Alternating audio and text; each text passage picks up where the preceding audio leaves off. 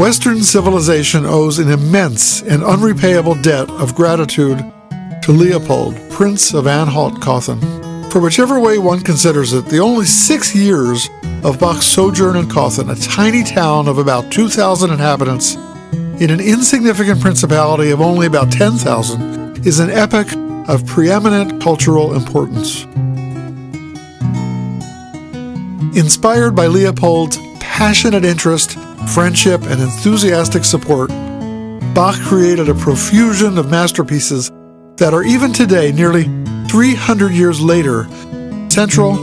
and even foundational to the repertoire of all the instruments for which he composed and which are deeply loved by millions of people the world over. No one knows for sure how much music Bach wrote during his time in Cöthen,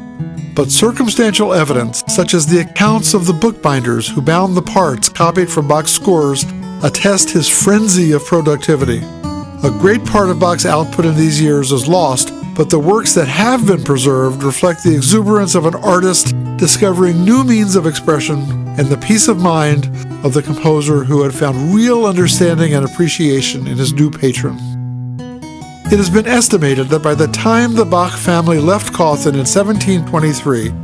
he must have composed, at a minimum, over 200 and perhaps as many as 350 compositions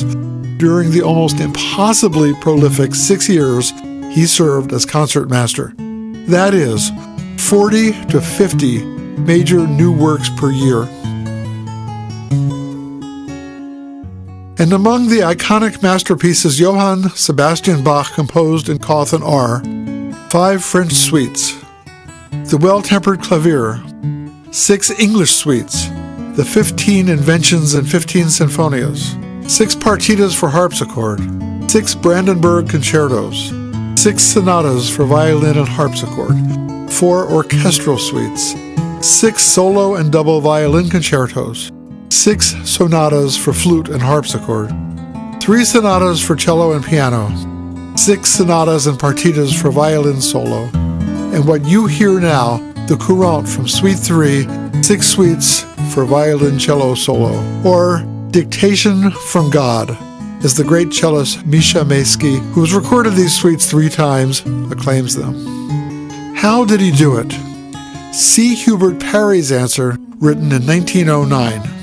But with the greater quantity of his instrumental works, he was not tied to time, and when pressed by his official duties or hindered by an unready humor, he could defer the final touches till a more propitious season.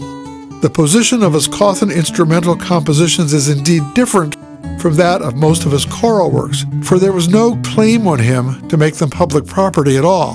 When he took them in hand, he did so because the Spirit moved him, and when he offered them to his fellow men, it implied that he regarded them as representing his highest standard of art, his ideal of what such instrumental music ought to be.